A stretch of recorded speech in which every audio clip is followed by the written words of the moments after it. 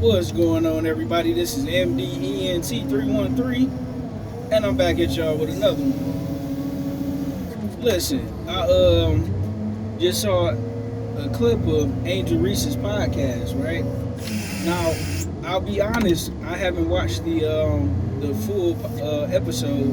I've been kind of watching it in spurts. I've been watching it in bits and pieces.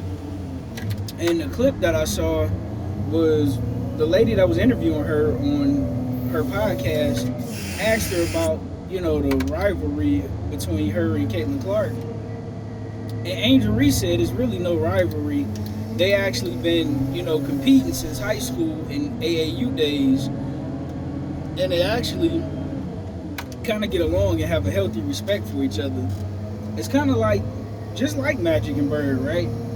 That's kind of what we compare it to.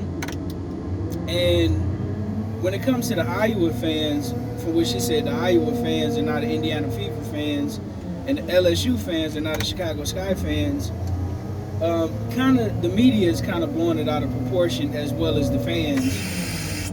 They actually get along. They actually have a pretty, I won't say that they're friends, but they have a healthy, respectful relationship. And competitive relationship with one another, and they get along. There's no beef, there's no issue, and it was pretty good to hear, right? What actually kind of caught me off guard was when Angel Reese said in the future she would like to play on the same team as Caitlin Clark. She talked about what an unbelievable basketball player Caitlin Clark is, and things of that nature. She gave her a lot of credit and a lot of respect, and I enjoyed that portion of the interview. I'm going to go back and watch the whole interview. And ironically enough, shortly after I got done listening to Angel Reese say that on her podcast, on that clip that I saw, I was scrolling through a news break, and it was an article that popped up about Caitlin Clark, where she talked about the unfortunate injury of Angel Reese. And she pretty much uttered the same sentiments about Angel Reese that Angel Reese uttered about her, that she had a legendary rookie season. She said that her rookie season had to end shortly, as well as Cameron Brink rookie season had to end prematurely. And she talked about what a phenomenal basketball player she is, and pretty much how they get along,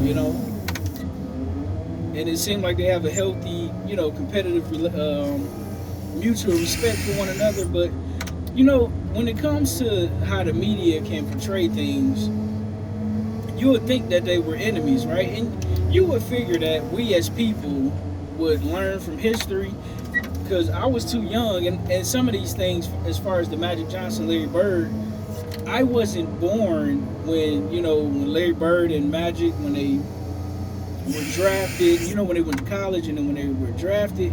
By the time I finally started watching basketball was in the 90s. Magic Johnson and Larry Bird and Isaiah Thomas had all retired. I caught the last 3 years of the Jordan era, if you will, right? But when I lived with my grandmother, it wasn't a whole lot of things to watch, so I would watch a lot of ESPN Classic. And I remember one of the documentaries I was watching, it was a Magic and Larry Bird documentary.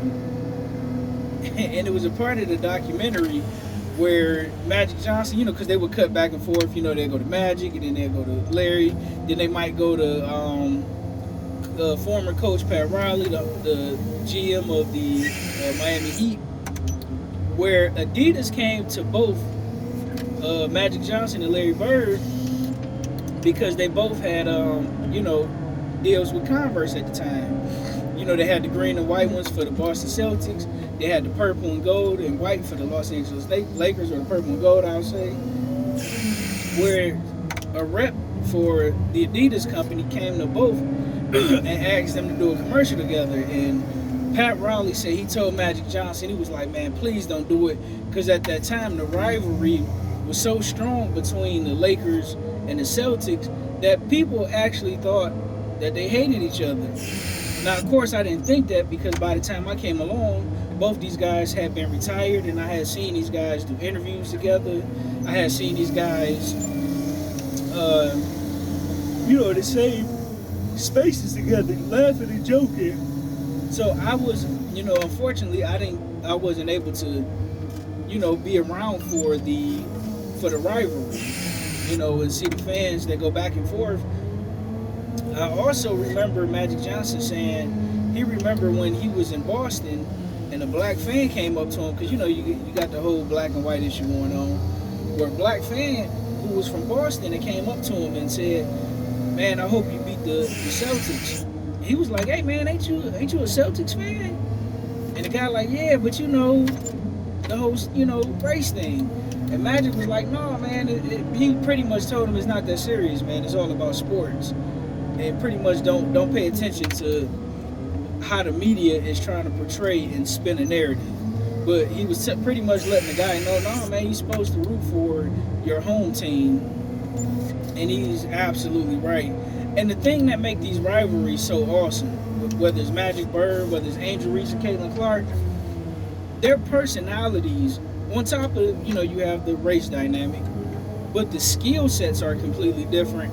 Like, when you look at Magic and Bird, Bird was a better scorer and a better rebounder. But then when you look at Magic, he was a much better passer and a much better floor general, if you will, right?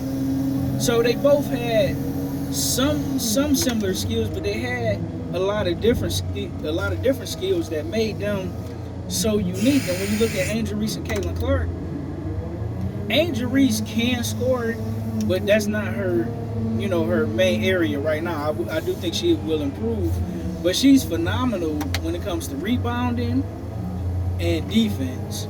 And then when it comes to Caitlin Clark, she can score, and she's a floor general like Magic.